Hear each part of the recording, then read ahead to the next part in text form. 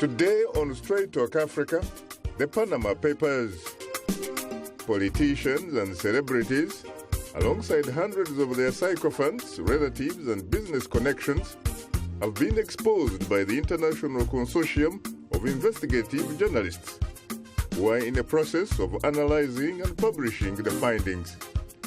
That's coming up next right here on Straight Talk Africa. Hello, welcome to Straight Talk Africa, live from the Voice of America studios here in Washington. It's Wednesday, May 25th. I am Shaka Ssali. Well, hello to you, Shaka, and hello to all our viewers and listeners on the continent and elsewhere. I'm Mariama Diallo, your social media reporter. Today, we'll talk about the Panama Papers' impact on Africa. And coming up later on this program, we'll share your thoughts on our topic du jour. That's through your emails, tweets, and Facebook comments. Hope you'll stay with us. The Panama Papers financial scandal surfaced in April 2016 with 11.5 million files from the database of one of the largest offshore banking companies, Mossack Fonseca. My colleague Esther Gizui-Yuwat has more.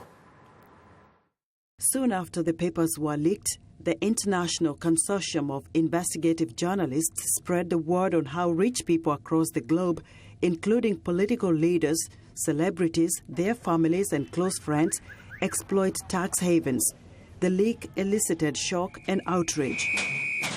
Tom Cardamon, Managing Director for Global Financial Integrity, explains how tax evasion is impacting emerging countries trying to eradicate poverty. This is far more than all the foreign aid and all the foreign investment that goes into those countries every year. So it's a critically important problem. The leaked information revealed big names in Western countries as well as Africa. African governments have been borrowing heavily from global financial institutions and from developed countries. In many cases, they are unable to repay the debts on time, which as a result is sinking the continent deeper into debt. Judith Tyson is a financial specialist with Overseas Development Institute. And there are two main drivers of that. One is that many countries are borrowing simply too much relative to the size of their economies. But secondly, governments are also borrowing in US dollars. In the last year, many African currencies have depreciated very sharply against the dollar, and that means the value of that debt in local currencies has grown. We've calculated it's grown by over $10 billion in the last year. The scandal is receiving renewed attention after a database documenting hundreds of thousands of offshore accounts handled by Mossack Fonseca, the Panama law firm, was unveiled to the public via the internet early this month. The list of those named from Africa is long. Among them are Janet Desiree Kabila Kyungu, the twin sister of Joseph Kabila, the president of the Democratic Republic of Congo; Kenyan Deputy Chief Justice Kalpana Rawal, who allegedly used her shell company to buy and sell multi-million-dollar homes in London; Kojo Annan, son of former UN Secretary General Kofi Annan; Brigadier General Emmanuel Dahiro, spokesman, physician and security advisor for Rwanda's President Paul Kagame. Experts say the drain on government coffers is massive and it will be difficult to recover the money. Siri Muliani Indrawat of the World Bank Group. Without international cooperation, it's going to be very hard to actually chasing this tax avoidance. You can see even here in the United States. Coupled with political conflicts, these debts have left a lot of Africa's populations with little to no food, and unemployment among youth is rising. The emergence of terrorist groups like the Al-Shabaab and Boko Haram is worrying. Security experts say tighter rules will make it harder for terrorists to move money for their illicit activities. Michael Rubin of American Enterprise Institute explains. That's what gets so challenging to track. I mean, the money changer in Mogadishu or the money changer in Tehran, how are they getting their money? Is it coming in suitcases rather than are they hiding it offshore in Panama? That's what the major concern is with the people that try to counter terrorism finance. The impact of money siphoned out of Africa is huge. Lack of employment is fueling political and ethnic conflicts, creating huge refugee populations. Not much has been done since the Panama Papers leak, But some countries like Zimbabwe say they're investigating. We are asking all members. African Union Chairperson Nkosazana Dlamini Zuma says the African money kept in foreign banks should be repatriated to the continent. Offshore secrecy is complicated, and there is a grey line between tax avoidance and tax evasion, and those involved are able to hide their identity. Esther Githui-Ewart, VOA News, Washington. Thanks, Esther Githui-Ewart, of course, for that report. Joining us today, our distinguished guest. In fact, he's our distinguished guest right here, Ray Choto, Senior Editor, VOA Zimbabwe Service. I have to say, Ray, that at least for the first time in the last 15 years, the first time, in fact, that I'm having the opportunity to host you. You're welcome, Shaka. You're most welcome, too. And joining us live via Skype from Toronto, Canada, is Dr. David Himbara, author, consultant, and analyst of the Rwandan government connection with the Panama Papers. Well, it's a pleasure, of course, having you on Straight Talk Africa. Another time, of course, David Himbara. Thank you, Shaka. Thank you, listeners. Thank you very much. You're most welcome. Last but not least is Tabu Butajira, Associate Editor, The Daily Monitor, an independent Ugandan newspaper, who joins us on the telephone from the capital, Kampala. Thank you very much, Tabu, for joining us from Kampala. Thank you, Ndugu Shaka, for hosting me, and good afternoon to you in Washington, D.C. You're most welcome. Let me come to you immediately, Ray, since I have you right here in the studio. We obviously watched and listened to the package. Why are the Panama Papers being characterized, among other things, as a major scandal? It is a big story, really, that is coming out of Africa. And for the first time, here is a group of journalists, more than 370 journalists who pulled their brains together to investigate the Panama Papers. And in Africa, there were a couple of them, more than 15 or so, who participated, including my brother Tabu on the line. It is a big story because a lot of money has been taken out of the country or out of the country without the knowledge of the ordinary person, without even the knowledge of the government. So it's a crisis that needs to be resolved. People are taking advantage of the loopholes within the systems to move money from one continent to another, and that needs to be dealt with. Now, wait a minute. How can you possibly say that people are taking money out of a country without the knowledge of the government when, in fact, some of the people involved are very, very influential, very, in some cases, senior government officials? I totally agree with you. In some cases, yes, there are some senior government officials that are involved. There are also some cases where you are dealing with the international criminals who study the laws of a particular country, go into a country in the name of trying to do some investment, get the money, don't pay any taxes, and get the money out of the country without even paying a dime to that country. That is illegal, and the government may not be knowing. Yes, we're talking about corruption in Africa, where certain individuals or government ministers might be aware of the whole process. But from what we have got when we went through the data, there is a lot of material that is showing that there are a lot of loopholes within the system in Africa that needs to be plugged. Now, David, in the past, of course, we have associated with secret accounts, bank accounts with the nation of Switzerland. Everybody tells you about Switzerland and some other countries. The last thing, frankly, one would have thought was to be told about Panama, which obviously has the reputation of the Panama Canal. Were you surprised when you heard about this? Is it me, Shaka? Yes, please, David. Oh, absolutely. Panama indeed would have been the last thing one associated this with. I, too, always associated Panama with the canal, not with the banking scandals.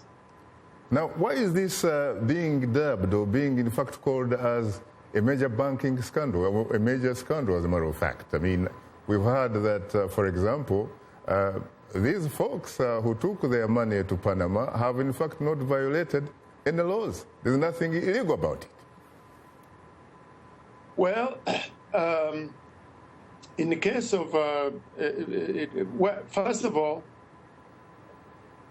with regards to a number of political leaders, it's not actually them that have been named as having opened accounts, but it's people close to them, associates, assistants, who could possibly not have been able to have money to open foreign accounts.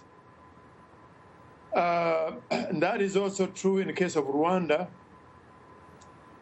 We have Emmanuel Ndahiro, who at the time was a military spokesman and an assistant to the Vice President Paul Kagame. And along with Ndahiro, we have Hatari Sekoko, who is a business person in Rwanda. So here, just like Putin in Russia, it's not him who opened the accounts, but it's the associates who opened these accounts. And what is extraordinary in the case of Rwanda is that, unlike other countries, no single newspaper, no single NGO, no single academic, no single anybody would dare even talk about this issue. Absolutely nothing, zero. So while other regimes, while other governments have even fallen and other leaders have been taken to task, here we have a situation where no one would dare raise a finger. Actually, it was only the government of Rwanda itself, I think, embarrassed that 3 days after the story broke, that issued a two-sentence statement to say that it did not break any regulations. That is correct. Now, you talk about Rwanda, and of course, you raise the issue of one Dr. Emmanuel Ndahiro, who the last time checked, of course, studied medicine at Makerere, and is supposed, therefore, to be a physician. Certainly doesn't seem to have been a banker at one time or another. How does he end up, being involved in this huge banking scandal? I mean, a person like Hatari Sekoko, I can understand, because at least you refer to him as a businessman. Yes. What we have here, by the way, is that these names keep appearing. It's not the first time that Hatari Sekoko and Ndahiro have surfaced in scandals involving President Kagame or then Vice President Kagame. There was also another case of two aircrafts, two planes, one costing $50 million that were registered in South Africa, that were said to be owned by these fellows. But of course, it's not possible that Sekoko or any government official would own a plane costing $50 million. These are, of course, directly linked to the president of Rwanda himself. Also, all these are just games.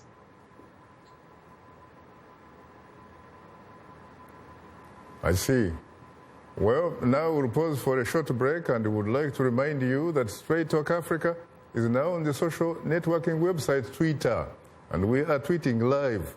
Follow us at VOA Shaka, that's VOA Shaka, and join in on today's discussion with your questions and comments. Don't forget to use the hashtag VOA Panama Papers. And we are still on Facebook. Just enter the keyword Straight Talk Africa, become a fan, and connect with other friends of the Voice of America. We'll be right back with you, so please don't go away.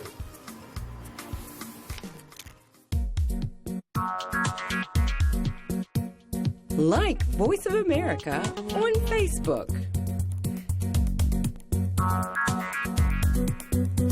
Follow VOA on Twitter.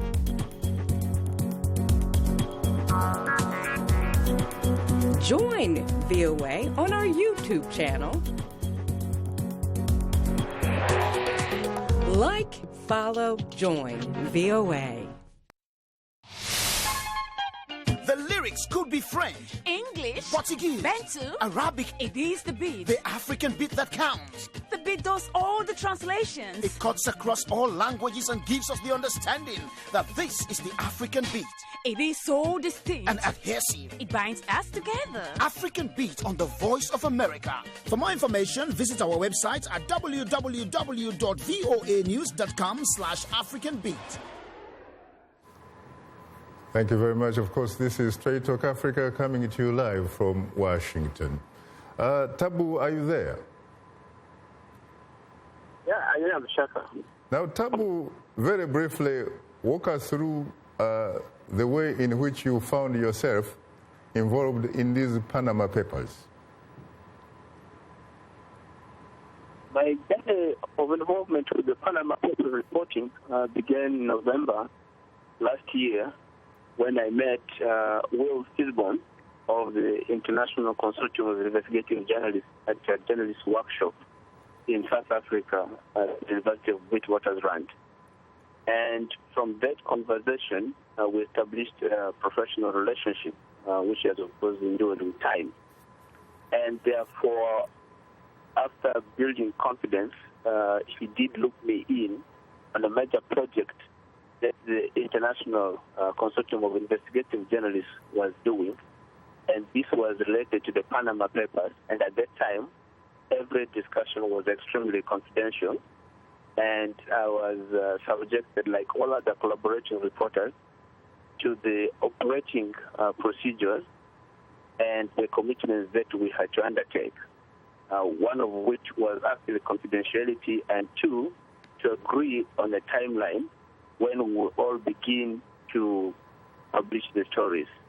And I should say that it was amazing that all collaborating journalists, almost about 427 of those on the African continent, were able to abide by the timeline when it was agreed that we will all start getting out the material.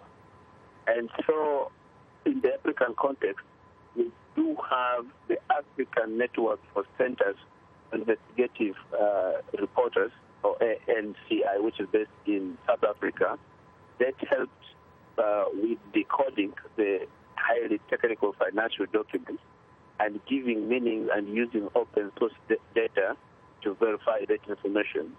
And ICIJ continued to provide technical support and also guidance in terms of how first of all, to search a relevant document among a count of more than 11 million, and how to make sense of those, and networking the reporters to get and share information and comments from people who were either adversely named in those reports or people who held accounts abroad.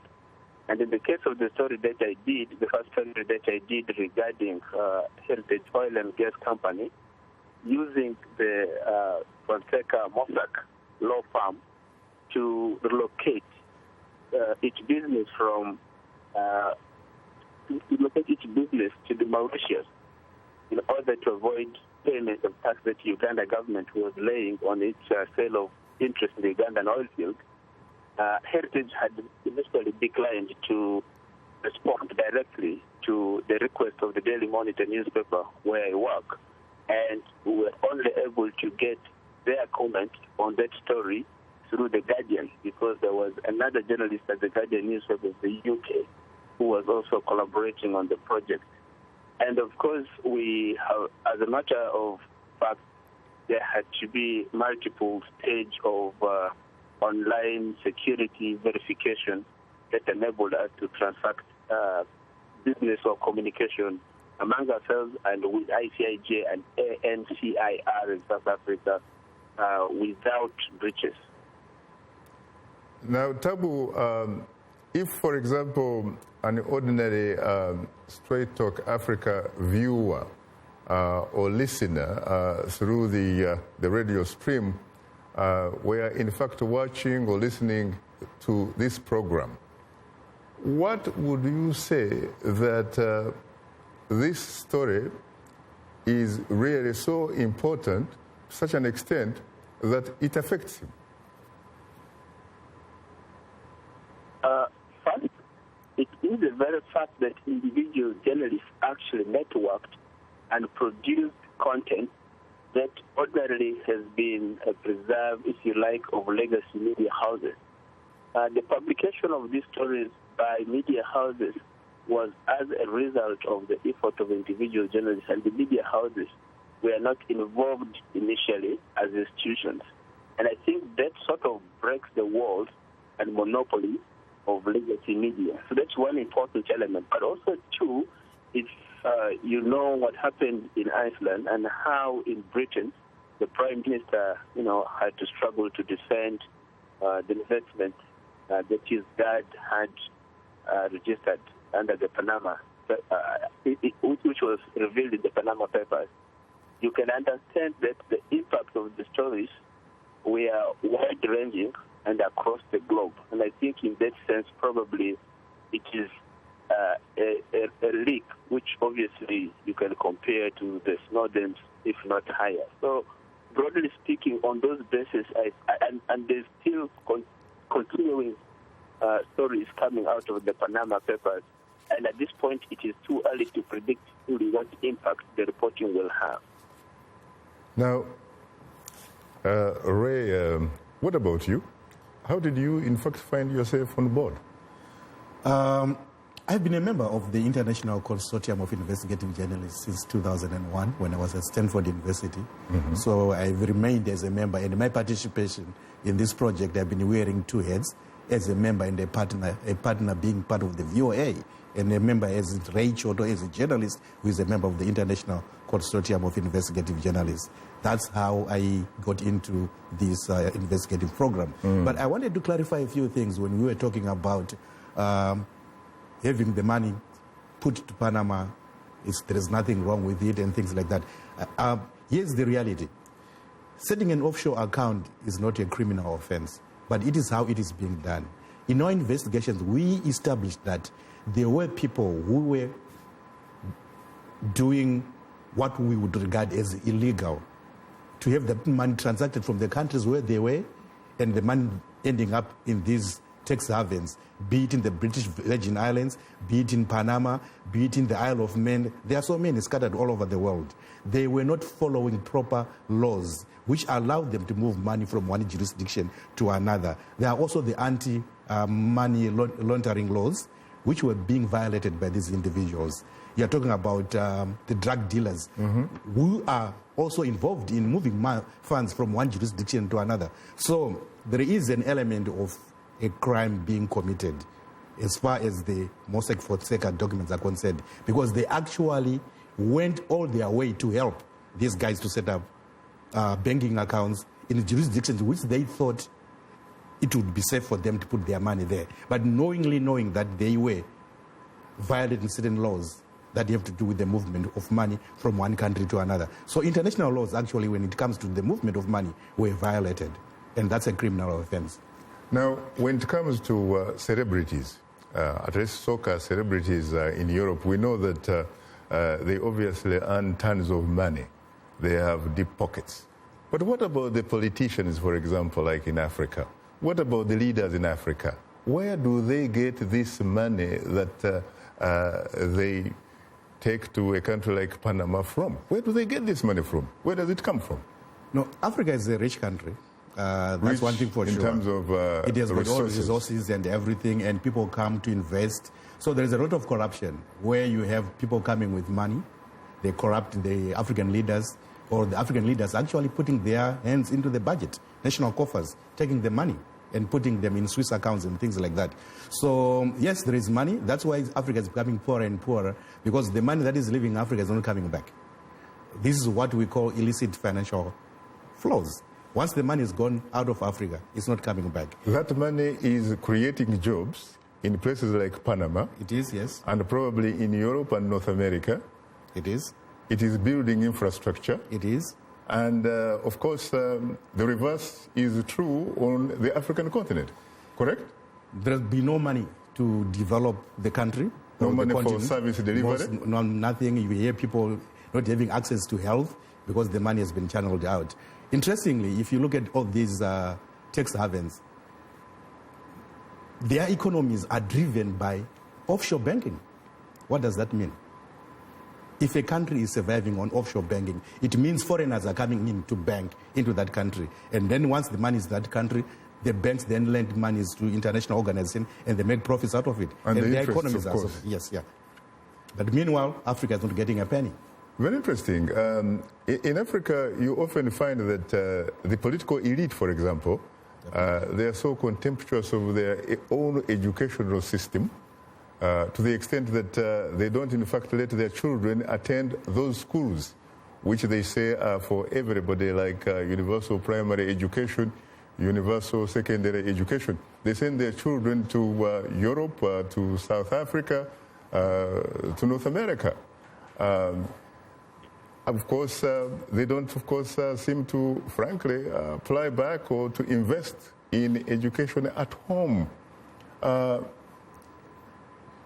Is it possible that this money, if it wasn't, in fact, being banked in Panama or Switzerland or what have you, that perhaps Africa, in fact, would have no problem with service delivery?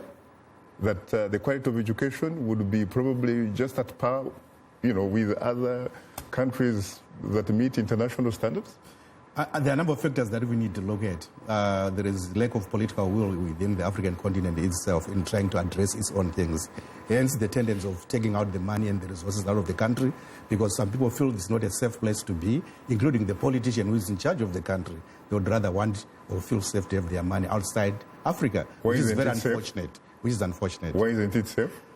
This is what I'm talking about. There is lack of political will in Africa to address some of these problems. They can be addressed if people are serious about the problems that they are facing. If people really know that we are in Africa and as Africans, we need to do things in an African way and keep all our resources in Africa to develop Africa for the benefit of Africans, issues will be resolved. But look at it right now. You are talking about leaders who put their money outside Africa. Their children, they go there. When they've got a headache, they fly to Europe. They fly to any part of this world where they can get treated. But the ordinary person in Africa who does not even have a passport suffers. They don't have access to good education. They don't have access to, good health facilities. So at the end of the day, these guys are suffering the wealth at the expense of the ordinary person. Those people in the rural communities. I'm pretty sure my brother wants to chip in here. Yes, but please. That's where the big problem is, that all the resources being taken out of Africa, they are not coming back. I'm happy that former South African President Thabo Mbeki, through the panel which he sits on illicit financial flows. For the African Union. Yes, he is trying to push this agenda to ensure that all the money that has been channeled out of Africa is given back to Africa. But that needs also international understanding and commitment so that those who have been receiving these funds. His report, in fact, says that about 50 billion US dollars each year. It could be more. And in fact, in the last nearly 50 years, at least $1 trillion. That could have done wonders in Africa. So, unless and until there is that commitment also on the international, also on the part of the international community also, to see that if they are receiving money that is ill-gotten, it should go back to where it comes from, rather than disadvantaging the poor people of Africa. Very interesting. You are tuned into Straight Talk Africa. We'll have more of a discussion in a moment. But first, here is Mariama Jaro. Take it away, Mariama.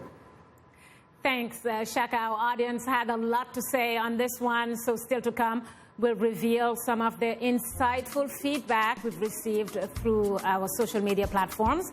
But for now, here is our letter of the week. Yahya Amel Gumel from Nigeria writes, the use of big companies and offshore accounts by the wealthy to evade paying taxes is a serious issue globally, especially with the damning revelations of the Panama Papers, which unearthed the level and scale of the problem. It's incumbent upon the international community to come up with tougher legislations to halt this phenomenon, which negatively impacts the world economy. Today's youth are not just the next generation of African leaders, they are today's leaders. And this is the time to invest in them. Today, not tomorrow. So let's connect. Let's engage with each other on issues that will transform our societies. Innovation, leadership, entrepreneurship, things that you're doing to move the continent forward, to make you the greatest generation that Africa has known. It's Up Front every Wednesday, 1730 UTC, right here on The Voice of America.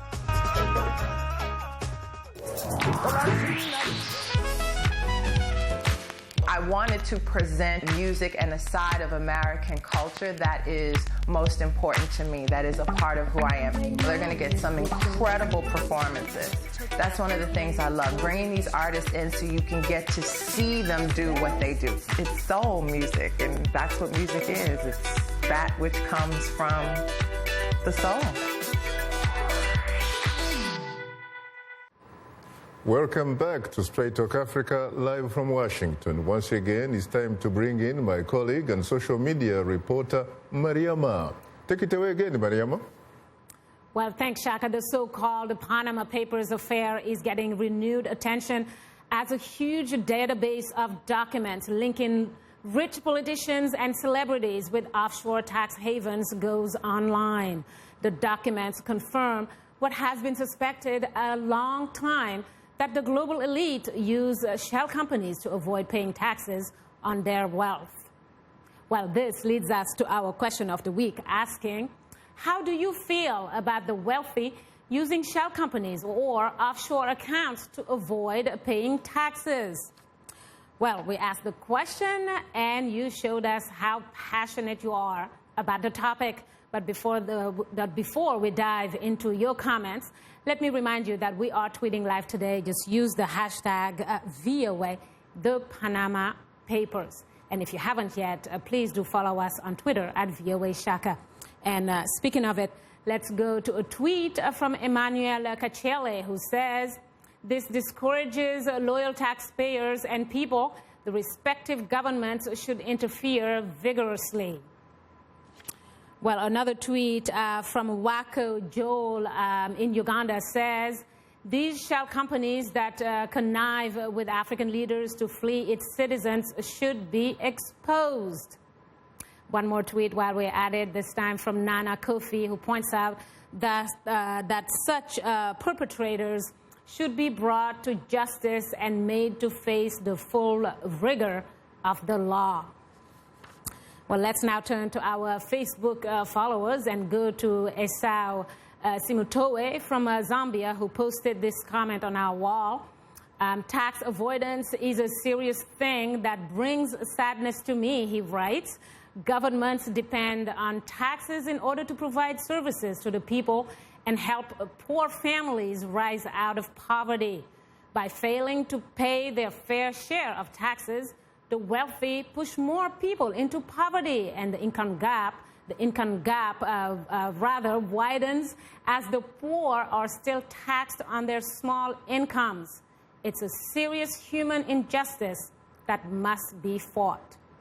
Well, this is absolutely well said by Esau in Zambia. Shaka and Guess, your take. Very interesting. David, your reaction? Yes. You know, Shaka and colleagues, the money, the economic impact of this money is that you commented on is one thing. Like, you know, $50 billion leaving the continent annually. That is in the same range as foreign direct investment coming in. So, canceling one another. No, this much we know. But I think what we need to pay more attention to is a political angle. How is it that in these countries that have been highlighted in the Panama Papers, say for example Angola, DRC, and Rwanda, touching on top leadership, But because of fear, there is absolutely no discussion. So what we're dealing with here is that not only are these countries hemorrhaging economically, but politically, you have actually societies that are quite literally in prison. I repeat that. You have actually countries in prison. If you have a country, say in DRC, where the sister of the president is named, but when a newspaper mentions her name, they're threatened that they'll actually be thrown in jail. Then in Rwanda, like I said, where no one would even dare mention, later on discuss. Then you have a situation in Angola where you have like oil minister implicated. Obviously, a minister belongs to a cabinet headed by the president. So I think we are actually in dark ages politically where really we are not in the same league whereby you have, leadership held accountable. Societies cannot even talk about this issue. This is tragic. In fact, it's a political tragedy. Very interesting. Mariama, do you have any more audience reaction? Absolutely. We'll go to another comment from Patricia Namdi. Speaking of Uganda, she's writing to us from Uganda. She says that when the wealthy fails to pay their taxes, the common man suffers. People with smaller businesses are forced to pay higher taxes, which is absolutely isn't fair. The international community, she says, needs to find a solution to this problem.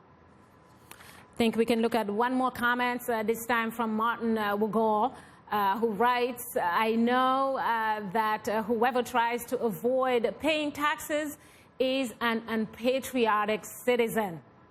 That's quite an interesting take that I haven't thought about before, but Shaka and guest, you're taking that. What about you, Tabu? Can you react to that, please?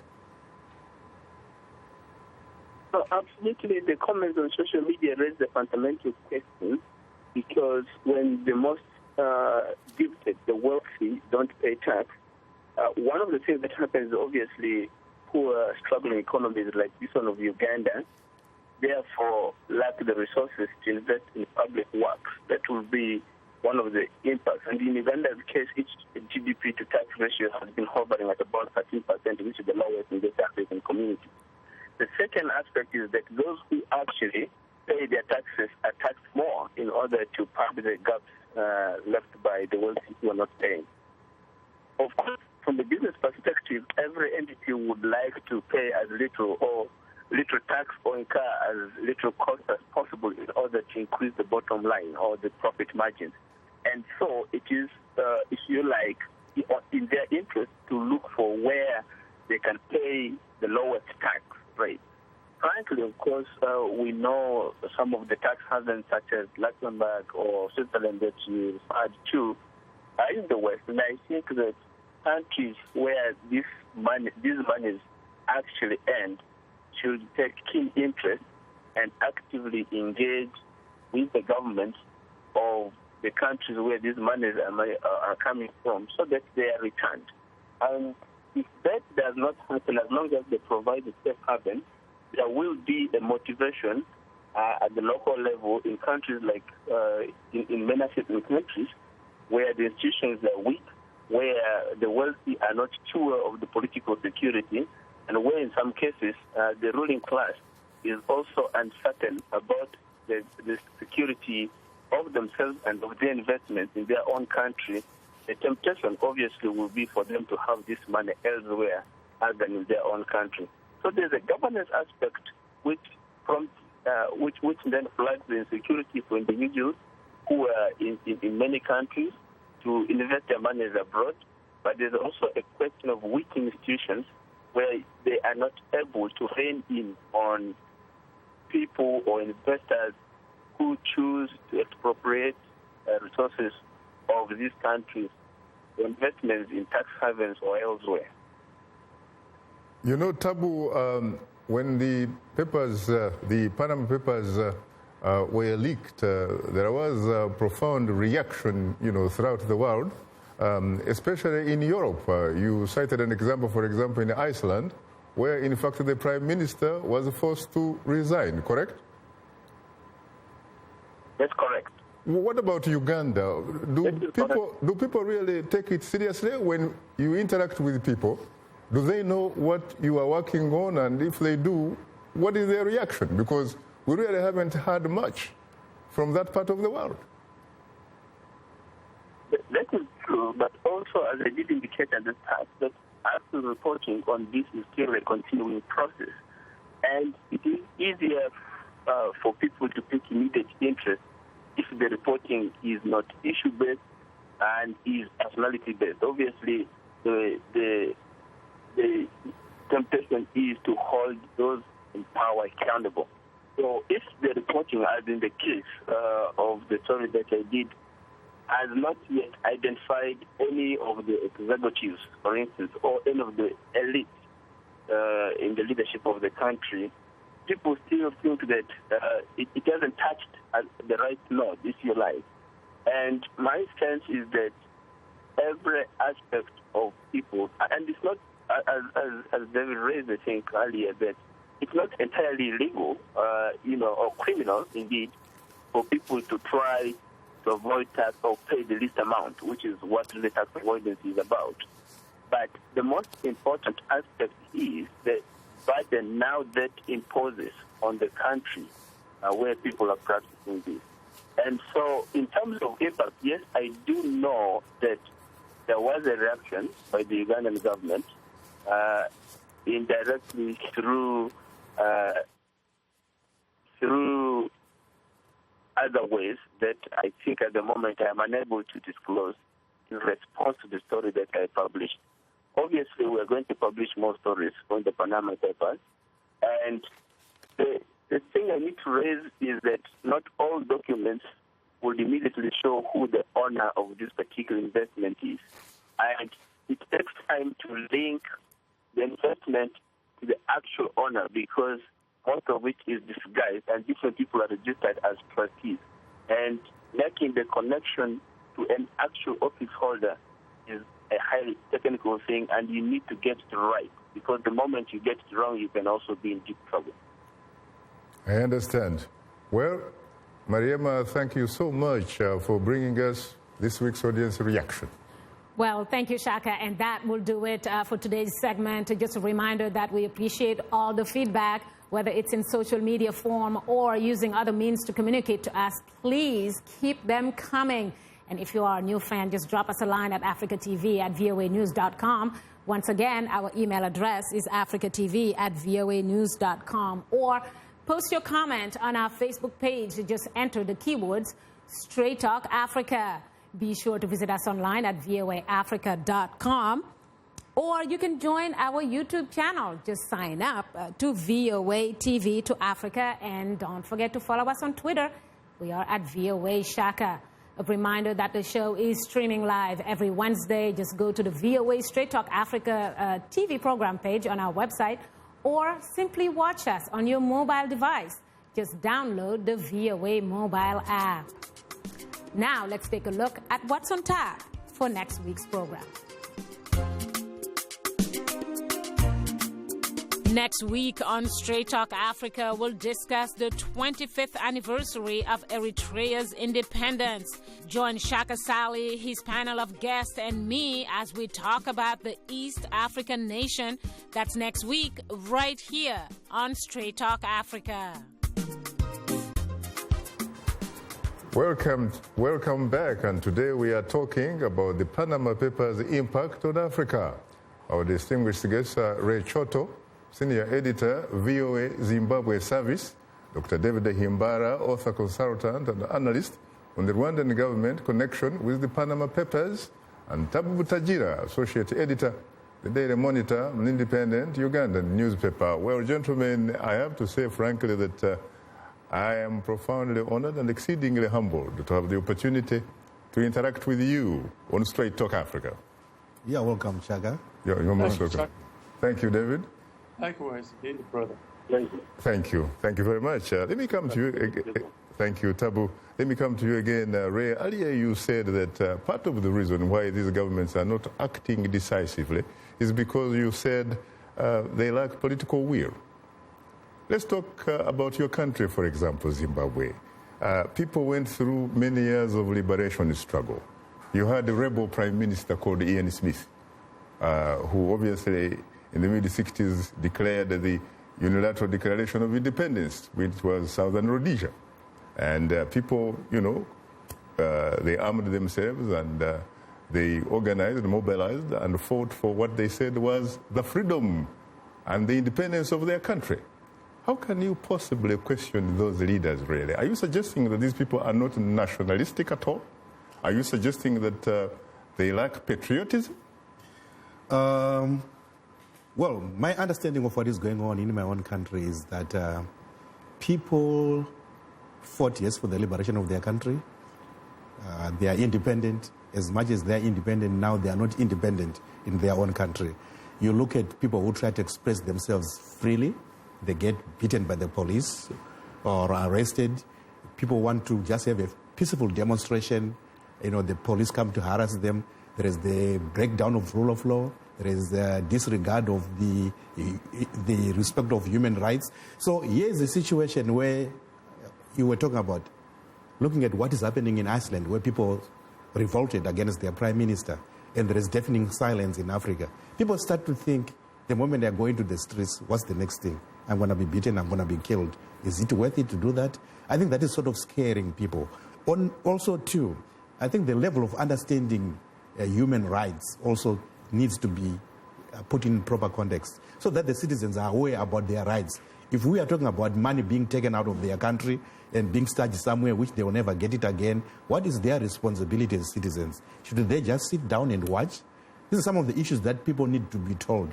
We are talking about politicians, Shaka. We are also talking about international corporations that have been false invoicing the countries, meaning to say that whatever they are exporting, they are not giving a proper figure. But they are sharing with some elements within the ruling elite. Which becomes handy for those people. But for the ordinary people, they are seeing these things happening. But whether they don't want to react or they are powerless to react is an issue that we need to look at. But the starting point is that the journalists are simply giving them information. This is what is happening. What they have to do with that is up to them. But the information, they have it. Come tomorrow, whoever will be the president of Zimbabwe, the names will be there. So the journalists have done their part. These are the people who are taking money out of the country. Whether the government is reacting or is not, it is up to the citizens to deal with that matter. We as journalists, we simply did our job to explain what is happening. We understand the difficulties and the challenges people are facing, but our job just ends there. We are here to inform the citizens about their environment. How they deal with that environment is up to them. Very interesting. David Ray raises a very interesting question here. He talks about, for example, citizens in Zimbabwe happen perhaps not to be socially or politically aware of their rights. In your view, do you really think that the people of Zimbabwe, or for that matter, across most of Africa, do these people in fact perceive themselves as citizens or subjects? Citizens meaning, obviously, owing allegiance to the state, and therefore, in fact, having constitutional rights. You could even say birthrights, for that matter, inalienable rights. Whereas, of course, being a subject, you owe your allegiance to an individual authority, and therefore you have no rights, but you get privileges from that particular individual. My reaction might make Ray laugh, because I'm going to say that in Zimbabwe, bad as the situation is, it's heaven compared to our situation in Rwanda. Because in Rwanda, in Zimbabwe, indeed, the issue was discussed. Panama Papers were discussed. If I'm not mistaken, even authorities promised to investigate. The issues were discussed. But we are talking here countries whereby no one can even dare talk about the issue. Zero. So we are talking here, I'm not even sure that the term subject applies here, really, you know. Sharecropper, perhaps? I really would like to hear Ray and our colleague in Uganda say something about Rwanda, because actually, Monitor in Uganda is a paper that carried the Rwandan story. Rwanda is probably sneaked in. They got the news from Monitor and the East African. That is extraordinary. So, Ray, yes, I agree. Papers, the media did its job. The issue was put in the public domain. Zimbabweans took it as far as they could, safely, without being beaten, and then took it. But we are talking here in a situation whereby you don't even dare. We're talking about a totalitarian state that controls almost all aspects of society, whereby even everybody self-censors because of danger. No, but if you talk about a totalitarian state, it becomes very difficult for some people to understand what you are trying to say or what exactly you mean, because the last time I checked, about 2 weeks ago, the Rwandan capital, Kigali, was the host of the World Economic Forum. Can you have the World Economic Forum meeting in North Korea, for example? Well, didn't we have Olympics in Hitler's time? What was wrong with that? There was the Olympics, events held by totalitarian regimes. There is no question about that. But here is what I mean by totalitarianism. Precisely the comparison I made with Zimbabwe and Rwanda. On one hand, of course, both are dictatorships led by one man, one dictator. But in one case, you have a situation whereby actually an issue like this can be discussed, but you have another situation whereby no single newspaper would even dare. By the way, where even newspapers don't exist, the only daily there is owned by the government itself. So that's where we have to now distinguish total control versus control that allows people to breathe. That is really self-explanatory in my view. Very interesting. Now, Tabu, talk to us about some of your experiences so far.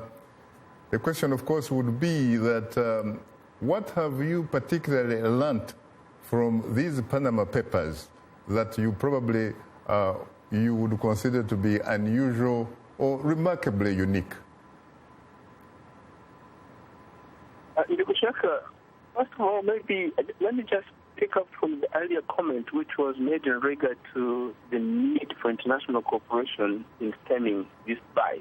Mm-hmm. And that brings me to the issue, for instance, that when British Prime Minister was caught on the tape saying that Nigeria was fantastically corrupt, there were those who had argued that indeed President Buhari, who was visiting London, should have asked for apology. And he said he will not. In fact, in his site, he said the money which is stolen from... I'm sorry, I think we probably have lost Tabu's telephone link-up, but I think that he basically wanted to say that Nigerian President General Muhammadu Buhari did not, in fact, want an apology from the British Prime Minister, David Cameron. He actually wanted something, he said, tangible. This is a man, by the way, when he was military head of state back in 1985, you remember, he was able, for example, to hire some Mossad, former Mossad Israeli intelligence officers who went to Britain and tried to kidnap Umar Diko. Umar Diko, a man who had been a minister under Shagari and had reportedly gotten away with about $5 billion, which were in British banks. Your comment?